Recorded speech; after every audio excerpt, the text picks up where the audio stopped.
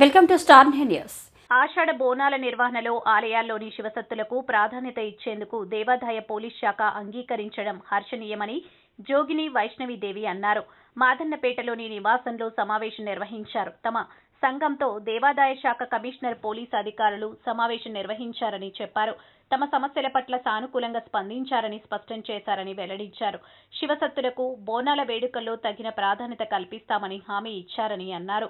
సుదీర్ఘకాలంగా బోనాల పండుగ వైభవాన్ని ప్రపంచానికి చాటుతున్న తెలంగాణ శివసత్తుల సంక్షేమ సంఘానికి ప్రభుత్వం గుర్తింపు ఇవ్వనున్నారని తెలిపారు.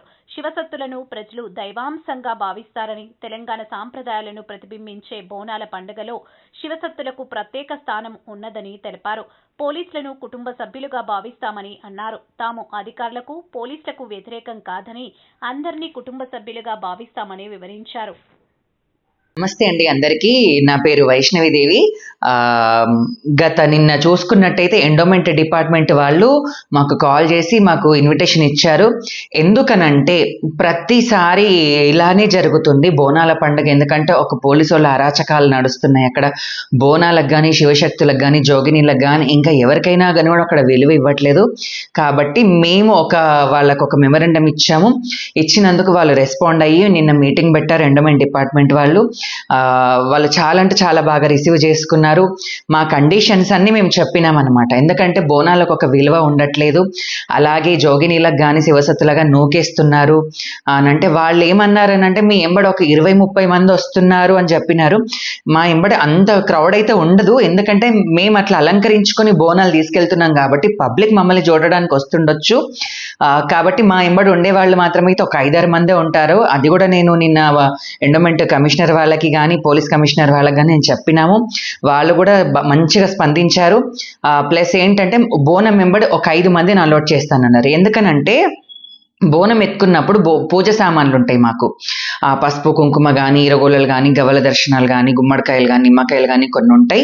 అవి పట్టుకోవడానికి ఎవరైనా ఉండాలి సపోర్ట్ అని చెప్తే వాళ్ళు కూడా అన్నారు సరే మీ బోనం వెంబడి ఒక 5 మందిని అలౌట్ చేస్తాము, 5-6 మెంబర్స్ అని చెప్పారు. సపరేట్గా క్యూ లైన్ ఇస్తా అని చెప్పారు. మాకైతే చాలా అంటే చాలా హ్యాపీగా ఉంది. ఇప్పుడు ఈ ఇయరే కాకుండా ప్రతి ఇయర్ ఇలా జరిగితే బాగుంటుంది. ఎందుకంటే మాకు ఒక ప్లాట్ఫామ్ ఇచ్చారు జోగినీలకు, శివసత్తులకి. దానివల్లనైతే వాళ్ళు ఇచ్చిన మాట వాటి ఎంతవరకు నిలబెట్టుకుంటారో బోనాలు అయిన తర్వాత చెప్తాను నేను. ఎందుకంటే వాళ్ళు చెప్పిన మాటల ప్రకారం చూస్తే 100% జరిగినట్టే అనిపిస్తున్నాయి వాళ్ళ మాటలు. చాలా అంటే చాలా బాగా రిసీవ్ చేసుకున్నారు వాళ్ళు. చాలా అంటే చాలా ఒక 10-20 మినిట్స్ మీటింగ్ అని అనుకున్నాం కానీ 3 hours మీటింగ్ అయింది. మా జోగినీలై కానీ, శివసత్తులు కానీ ప్రతి ఒక్కరిది సమస్య వాళ్ళు విన్నారు. ప్రతి ఒక్కరిని వాళ్ళు మేము ప్రశ్నించినందుకు వాళ్ళు ఆన్సర్ ఇచ్చారు మాకు. చాలా అంటే చాలా మంచిగా అనిపించింది. అలాగే ఇంకా ముందుకు కూడా ఎలాంటి సమస్యలు రాకూడదని చెప్పేసి నేను అందరినీ రిక్వెస్ట్ చేసుకుంటున్నాను. బల్కంపేటలోది, గోల్కొండలది కానీ అట్లా ఇలాంటివి జరగకుండా ఇంకా ముందుకు జాతరలు ఉన్నాయి, అవన్నీ ఏవి జరగకుండా చూసుకుంటే బాగుంటుంది. ఎందుకంటే జోగినీల శివసత్తులు ఈ బోనాల మట్టుకే కాదండి, ప్రతి ఒక్క సమ్మక్క సారక జాతర కావచ్చు, కొమరవెల్లి మల్లన్న జాతర కావచ్చు, బోనాలు ఉత్సవాలే కావచ్చు, ప్రతి ఒక్కటి దసరా నవరాత్రులే కానీ కావచ్చు, ప్రతి ఒక్క దాంట్లో మేము పాల్గొంటాం. బోనాలు ఒక్కటే కాదు, పబ్లిక్ కూడా కొంచెం ఏంటంటే మాకు ఒక టైం ఇచ్చారు. 1:30 నుంచి 4 వరకు బోనాలు మీ సమయం అని